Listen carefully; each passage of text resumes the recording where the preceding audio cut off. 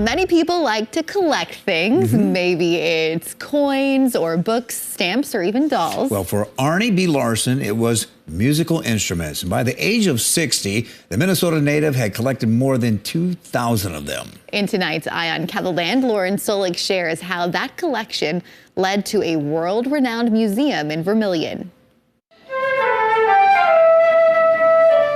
Every song has an intro, a beginning, a collection of notes which set the tempo and energy for the rest of the piece.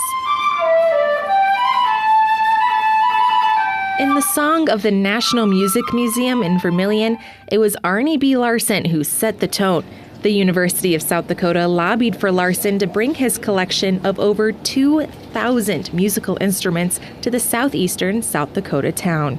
It started from our founding director, Arnie B. Larson, having one room in this, what was an original Carnegie Library building, to eventually the museum expanding to all of the Carnegie Library. Back then, it was called the Shrine to Music Museum. In 2002, it changed to the National Music Museum. Now, in 2023, the museum is celebrating 50 years of preserving music history. We carry with us the responsibility of 50 years of people who came before us who really formed what we're doing. I mean, we're really stewards and managers of everything that goes on at the National Music Museum.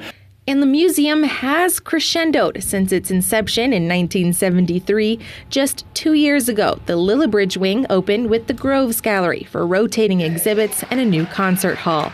But there is still more to come as renovations continue on the original museum space in the old Carnegie Library. And we'll celebrate an opening of part of those exhibits in August of this year. And it will bring to light now some new thinking, some new ideas about how we use music and musical instruments in our lives. Starting with only around 2,500 instruments 50 years ago, the National Music Museum now has roughly 14,000 instruments in its collection. It's one of the best instrument collections in the world. It's up there with collections like Paris or Brussels, Copenhagen, all these collections, and on par with anything else in the States, New York or Washington or Boston. That's a legacy music lovers across the world can appreciate.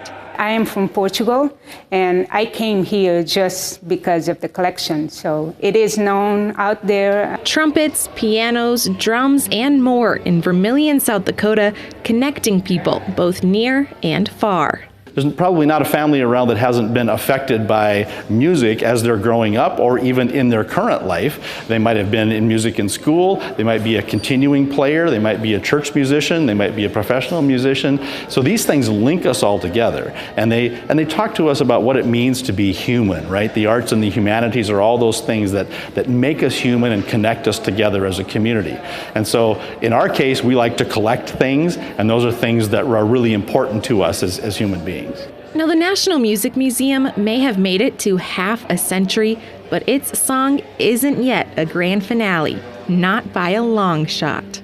I mean, this place has a lot of potential that has not been fully explored. We owe it to the people of the future that we preserve the instruments as well as we can, so people in 100 years' time can enjoy the instruments just as much as we can enjoy now. With Eye on KELOLAND, I'm Lauren Solich.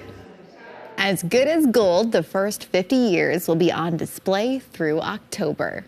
Well, SDSU and USD returned action.